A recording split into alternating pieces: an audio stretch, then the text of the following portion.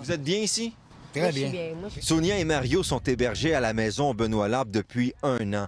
C'est un centre d'injection et d'inhalation supervisé qui est situé près d'une école primaire du quartier Saint-Henri. La plupart du monde, c'est là-dedans, il adore les enfants.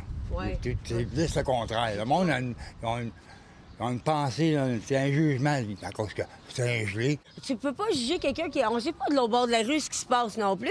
Ça veut pas dire qu'il se drogue pas non plus, puis qu'il prenne pas le revoir, puis qu'il a pas un alcoolique, qu'il a pas un batteur de femmes, on sait pas.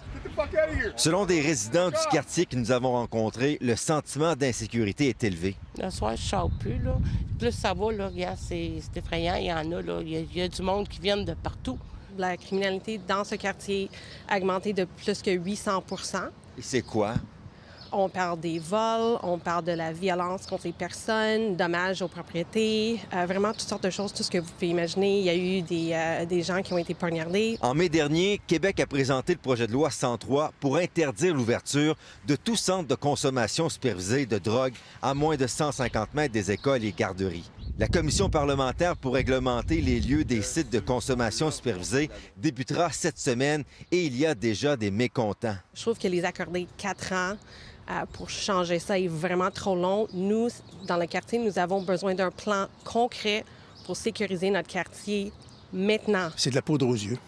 D'abord parce que le contenu est totalement inapproprié. Aucune consultation préalable pour un sujet aussi important que sont à la fois la crise des surdoses et la crise de l'itinérance qu'on vit partout au Québec. On va demander le retrait du projet de loi et demander au ministre qu'il ait un peu plus de vision. Près de la maison Benoît-Labre, on voit un campement installé à l'extérieur. Aussi dans le parc, on voit des personnes qui consomment de la drogue et aussi de l'alcool. On me racontait avoir aucun autre endroit où aller. D'ailleurs, durant une entrevue avec une des résidentes, on voyait un homme fumer du crack juste derrière elle. Est-ce que c'est difficile dans la rue?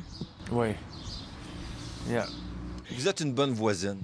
J'essaye, oui. Pourquoi c'est important pour vous d'avoir la maison Benoît-Labre? Ben, c'est ça qui va m'en sortir, ils m'ont donné comme pour pouvoir m'en sortir. Par courriel, le ministre Carman écrit qu'il faudra assurer une bonne cohabitation avec le milieu tout en offrant une trajectoire de soins pour ceux qui veulent sortir de la toxicomanie. Il veut offrir des milieux de vie sécuritaires pour tous. La commission débutera mardi.